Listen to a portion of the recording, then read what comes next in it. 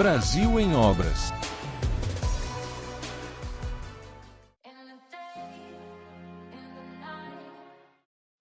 Olá pessoal, bem-vindos a mais um vídeo do canal, hoje com um novo projeto em Itapema. Messias Sky Tower.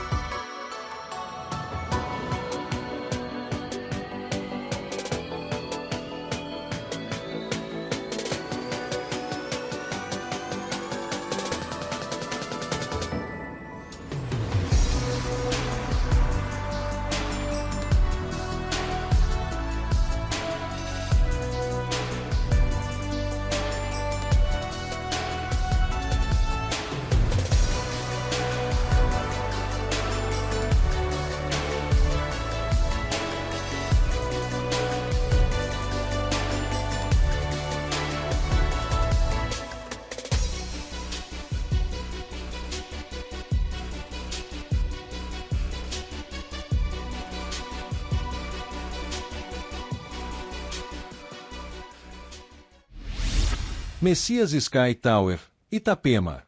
54 pavimentos, residencial, construção, da Lagaça Construtora.